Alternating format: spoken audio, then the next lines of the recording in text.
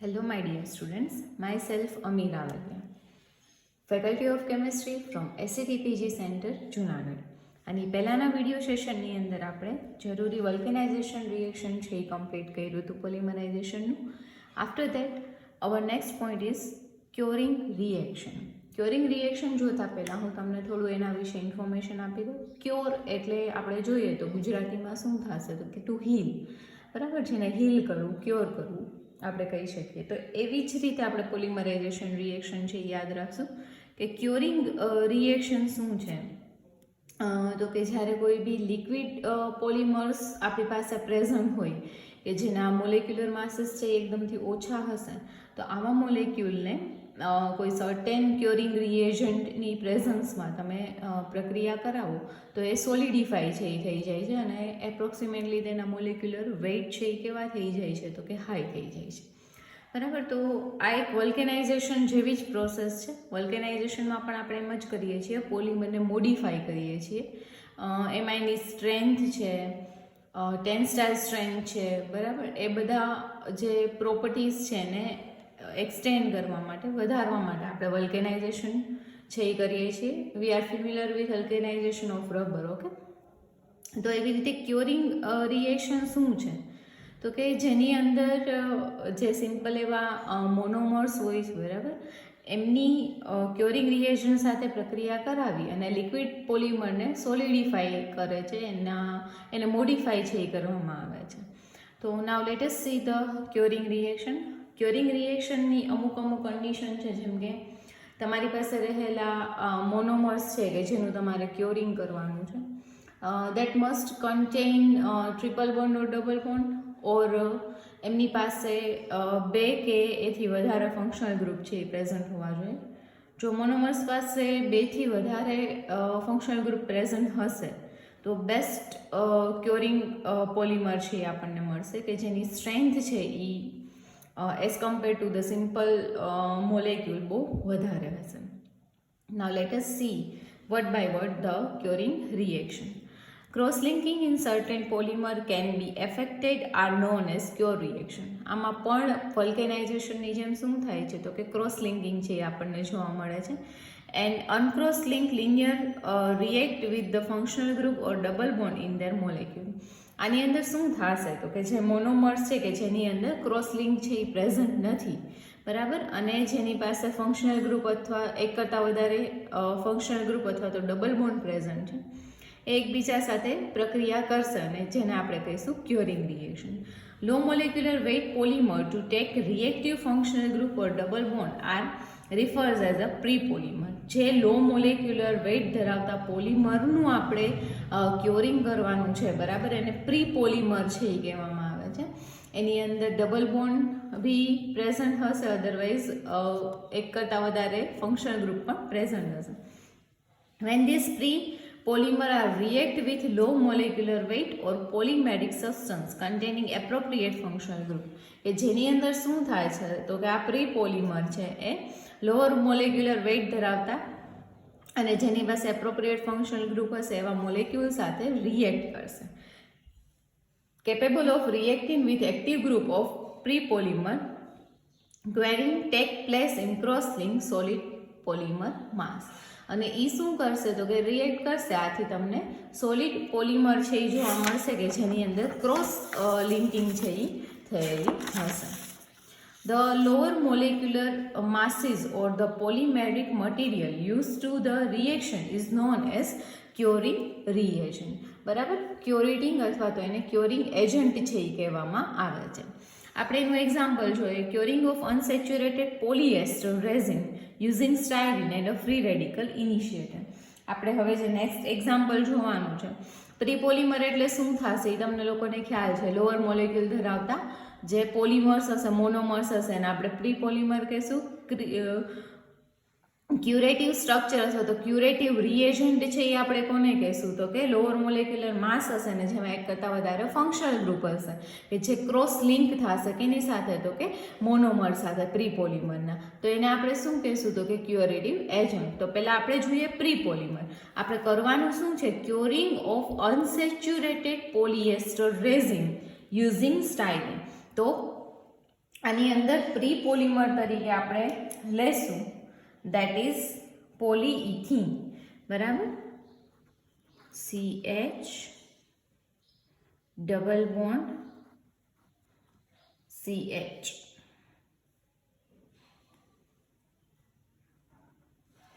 બરાબર, આને આપણે પ્રી પોલિમર તરીકે છે એ કન્સિડર કરી. તો આની અંદર છે એ શું થશે, તો કે પહેલાં આપણે ઇથિલિનનો મોલેક્યુલ લખી નાખીએ. આ તમને આવી રીતે વધારે સારી રીતે સમજાશે. Okay, CH2 double bond CH2. હવે આનું તમારે ક્યુરેટિવ રિએજન્ટ કયો યુઝ કરવાનો છે? સિમ્પલ એવો સ્ટાયરીન. બરાબર, હવે આપણે સ્ટાયરીનનો મોલેક્યુલ લઈએ. You all know that the structure of styrene is બેન્ઝીનની રિંગ. આની ઉપર આપણે શું લખ્યું? CH double bond CH2. તો આ સ્ટ્રક્ચર છે એ કોનું થઈ ગયું? તો કે સ્ટાયરીનનું. તો આ પ્રી પોલિમર અને જે ક્યુરેટિવ રિએક્શન છે એ એકબીજા સાથે જોડાશે. એ રિએક્શનને આપણે ક્યોર રિએક્શન છે એ કહેશું. આ રિએક્શન છે એ કંઈક આવી હશે.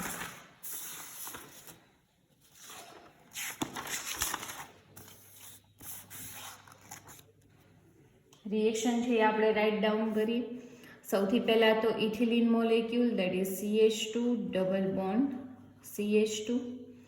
એ કેની સાથે છે એ જોડાશે? તો કે સ્ટાયરીન સાથે. We have to write the structure of styrene, that is CH2 double bond CH. થશે શું? તો કે આ બે મોલેક્યુલ છે, આના ધારો કે NN મોલેક્યુલ છે એ આપણે લઈએ.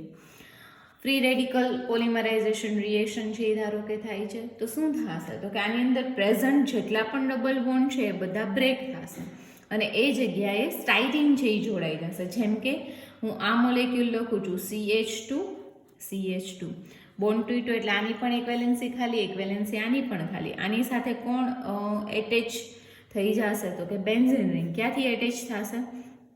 તો કે CH પાસેથી, કારણ કે એની પાસે એક વેલેન્સી, આ કાર્બન કાર્બન વચ્ચેનો બોન્ડ છે એ બ્રેક થયો તો આ બેની એક એક વેલેન્સી કેવી રહેશે? ખાલી રહેશે.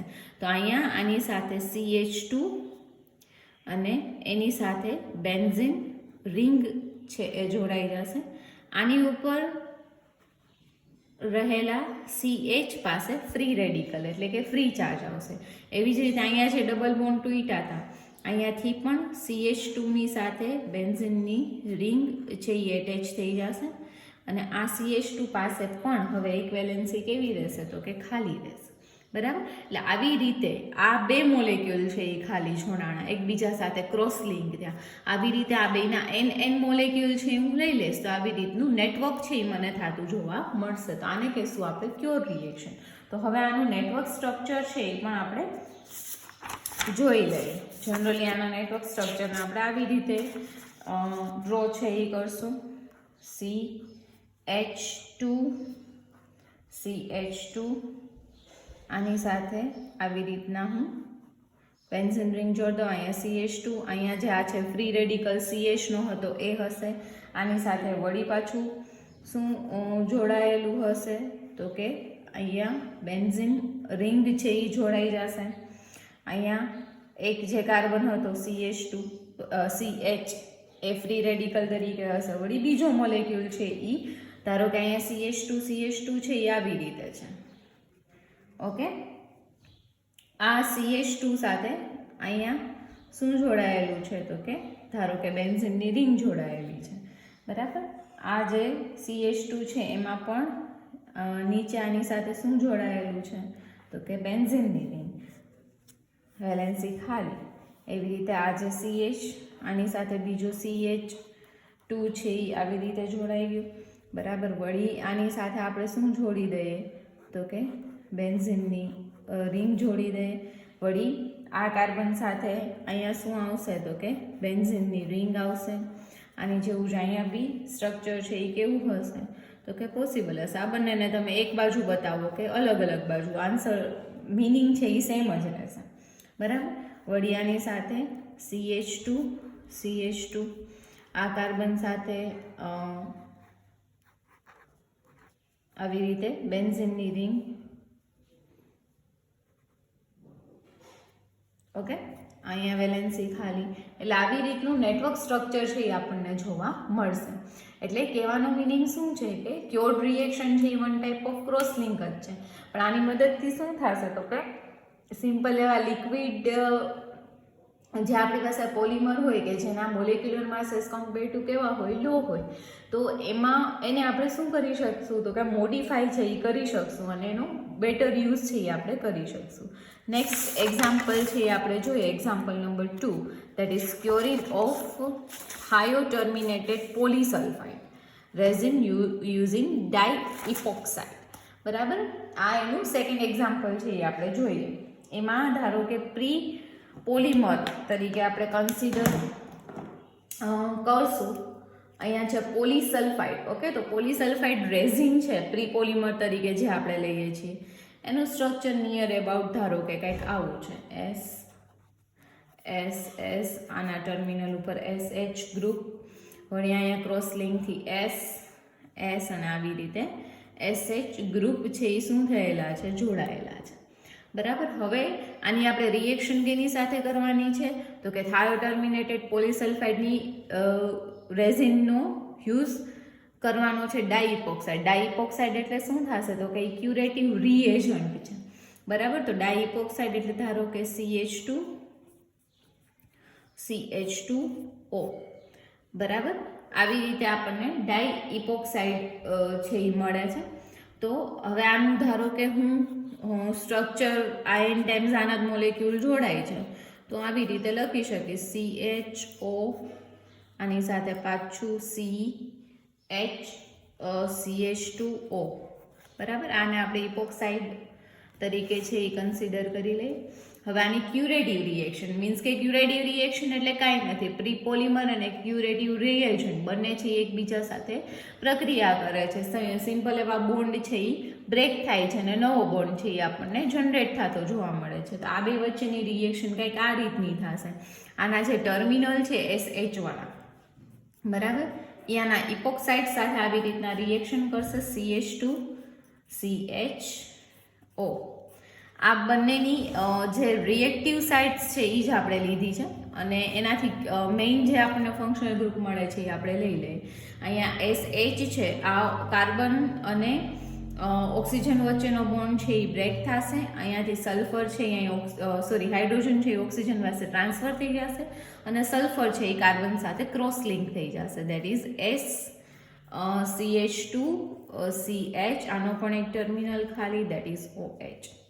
ઓકે, એટલે આવી રીતના મોલેક્યુલ્સ છે એ એકબીજા સાથે જોડાશે અને ક્યુરેટિવ નેટવર્ક છે એ આપણને જોવા મળશે. તો હવે આપણે આનું એ ક્યુરેટિવ નેટવર્ક છે એ જોઈ લઈએ. આપણે જનરલી 3 એક્ઝામ્પલ્સ છે અહીંયા લેશું. એક્ઝામમાં આ વસ્તુ પૂછાય તો તમે કોઈ બી પછી માર્ક્સ ઉપર ડિપેન્ડ, 5 માર્ક્સમાં હોય તો 2 એક્ઝામ્પલ વડે આ વસ્તુ તમે સમજાવી શકો. ચલો, ક્યોર્ડ નેટવર્ક લાઈક S અને S વચ્ચેનો બોન્ડ SS, પછી S આની સાથે OH, SS, અહીંયા કાર્બન આવશે. બરાબર, આવી રીતે અંદાજે એ ક્રોસ લિંક છે એ આપણને જોવા મળશે. એવી જ રીતે અહીંયા પણ આપણને ચેઇન છે એ જોવા મળશે અને આવી રીતનું નેટવર્ક સ્ટ્રક્ચર છે એ આપણને જોવા મળશે. જ્યાં ડેશ લાઈન બતાવું છું એને તમારે CH2O ગણવાનું છે.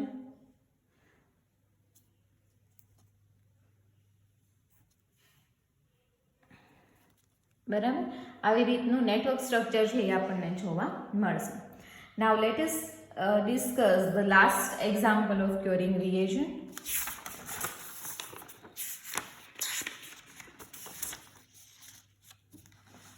Okay, now curing of diepoxide resin using primary diamine. Okay, હવે આપણે એઝ અ પ્રી પોલિમર તરીકે લેવાનો છે ડાઇઇપોક્સાઇડ. આ ડાઇઇપોક્સાઇડ આપણે આની પહેલાના એક્ઝામ્પલમાં કેના તરીકે લીધો તો ક્યુરેટિવ રિએજન્ટ તરીકે. હવે આપણે એને શું લેવાનું છે એઝ અ પ્રી પોલિમર. બરાબર, એટલે કે એનો મોનોમર છે એ આપણે કન્સિડર કરશું. ઇપોક્સાઇડનું સ્ટ્રક્ચર શું થશે, that is CH2 CH CH CH2 આ બંને વચ્ચે એક ઓક્સિજન છે એ આપણે લઈ લઈએ. હવે આની રિએક્શન છે આપણે કેની સાથે કરવાની છે? ડાયમાઇન. તો ડાયમાઇન એઝ વી નો કે બે ટાઈપના હોય છે, that R aliphatic also and that are aromatic also. એટલે બેમાંથી કોઈ પણ છે એ આપણે લઈ શકશું. લાઈક હું એલિફેટિકની વાત કરું તો RNH2NH2 that is di aliphatic amine. Okay, or whether I am considering as CH2 benzene ring આની સાથે NH2 and here the benzene ring and NH2, બરાબર, that is aromatic. એટલે એવું જરૂરી નથી કે એ એલિફેટિક જ હોય, બરાબર, whether it can also be the aromatic. Okay, આપણે હવે લખવાની છે curative reaction. As we know curative રિએક્શનની અંદર આપણે આખો મોલેક્યુલ નથી લખતા, we are writing the only reactive sides of this. તો આની રિએક્ટિવ સાઇડ છે એ આપણે લઈ લઈએ, that is CH2 between them oxygen plus of course આની રિએક્ટિવ સાઇડ છે એ કઈ હશે? Amine group, that is NH2. Okay, અને આની સાથે આગળના મોલેક્યુલ્સ છે એ જોડાયેલા છે. તો આ રિએક્શન છે એ કંઈક આવી રીતના કરશે. ઇપોક્સાઇડના બે મોલેક્યુલ, દેટ ઇઝ CH2, આની સાથે ઓક્સિજન, અહીંયાથી આ બોન્ડ છે એ બ્રેક થયો, ત્યાં NH2 નો એક હાઇડ્રોજન છે એ ટ્રાન્સફર થઈ જશે અને એની જગ્યાએ જોડાઈ જશે. વળી આ H છે એ રિપ્લેસ થશે કેની સાથે? બીજા ઇપોક્સાઇડ ગ્રુપ સાથે. અને આ ટાઈપનું સ્ટ્રક્ચર છે એ આપણને જોવા મળશે, બરાબર. નાઇટ્રોજન આગળ છે એ બેન્ઝીનની રિંગ સાથે જોડાયેલો હોય, whether it is the aromatic diamine. તો એવી રીતનું સ્ટ્રક્ચર છે આનું આવશે. તો આ થઈ curative reaction. Now let us see the curative network. હવે આના ક્યુરેટિવ નેટવર્ક છે એ તમને આવી રીતના જોવા છે મળશે. That is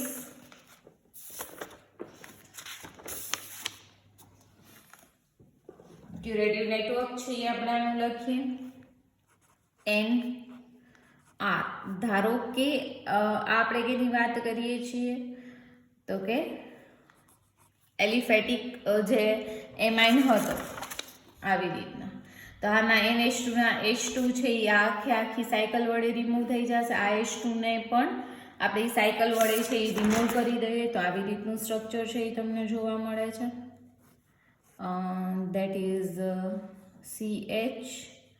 CH2OH, CH2OH. વળી આ છે એ નાઇટ્રોજન સાથે જોડાશે, આમનામ છે એ આગળ વધતું રહેશે.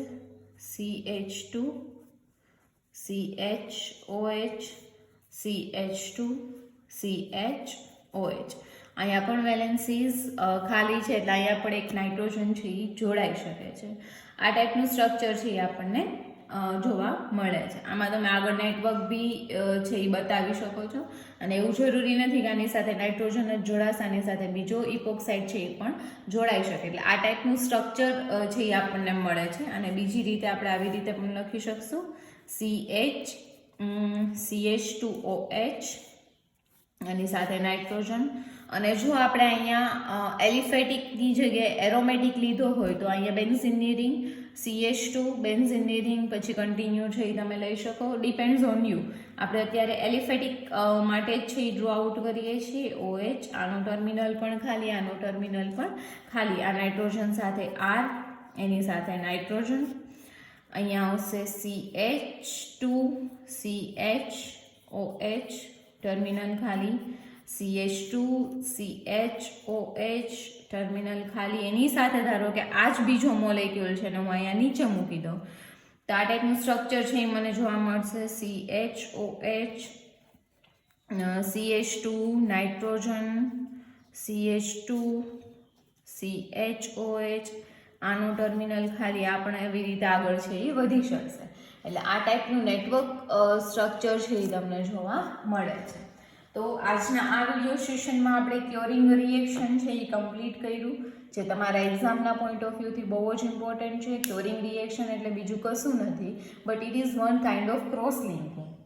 ક્રોસ લિંકિંગ કરવા માટે જે આખી પ્રોસેસ યુઝ થાય છે, ખાસ કરીને લિક્વિડ પોલિમરને સોલિડિફાઈ કરવા માટેની જે રિએક્શન છે, કે જેથી એની અમુક પ્રોપર્ટીઝ વધી જાય, કારણ કે જેમ જેમ માસ વધારે હશે am the polymer will be fine. Okay, તો આવી રીતે ક્યોરિંગ રિએક્શન છે આપણે કમ્પ્લીટ કર્યું. નેક્સ્ટ લેક્ચરની અંદર આપણે block polymer and graft polymer છે એ જોશું. તો એનો કોન્સેપ્ટ જે આપણે ક્લાસિફિકેશનની અંદર સમજો તો એ એક વખત જોઈ લેજો, જેથી તમારા માટે થોડું ઇઝી રહે. Thank you.